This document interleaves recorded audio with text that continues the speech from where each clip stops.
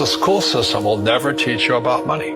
The school system was designed to teach you to be an employee or a doctor or a lawyer, a specialist, but never about money. So my father was the head of education, PhD, all that stuff. I go home and ask him, said, why don't we learn about money in school? And he looked at me and says, because the government doesn't let us teach that subject. The government tells us what we can teach and what we can't teach. And I thought that was strange. And I said, but aren't we going to school to learn about money? He says, no, your job is to get a job. Poverty is passed on. It's taught in your families. And middle class is taught in families. And so the people right now who are sitting at home, who are struggling financially or worried about money or unhappy, they may be making a lot of money, but unhappy with what they're doing, it was probably taught to you. You know, your superego was taught, get a job, work hard, or you'll never be rich, or the rich are evil, or whatever. If you're poor, you'll always be poor. Money will disappear that fast. Just like most pro athletes, you know, they make millions of dollars, and what 65% are bankrupt 5 years later. It's because they come from poor families.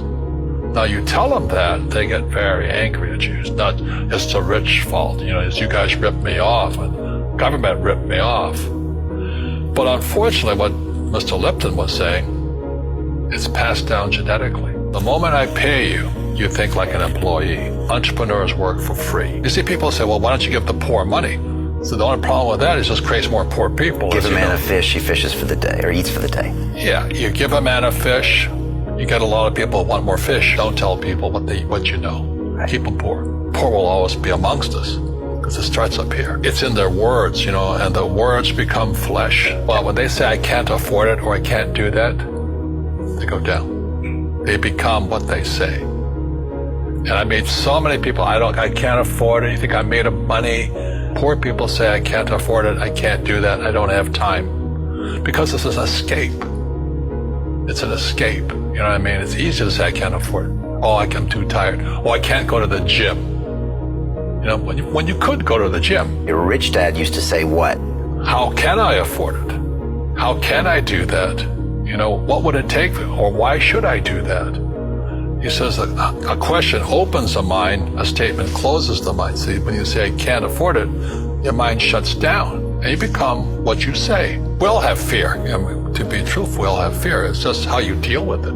You know, Einstein said, you know, imagination is more important than knowledge, but knowledge empowers imagination. And what most people lack is real business knowledge, like accounting, you know, like debt, like taxes. You gotta know that stuff, but they don't teach it in school to anybody. People who are afraid of making mistakes like they teach in school, they don't ever grow. Because spirituality is there's good and there's bad, there's right and there's wrong, there's up and there's down. Most people only want to be right, they only want to be positive. Well, you can't have that. That's not reality. Every time I failed, it was like, good. It's okay, what have I learned?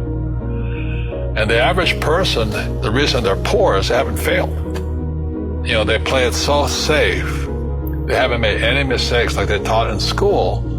That means they don't learn anything. That's why the school system's actually fundamentally corrupt. It's anti-education. And I think what most people do is they let their parents or their friends talk about life. So afraid of failing. But failing is how we succeed.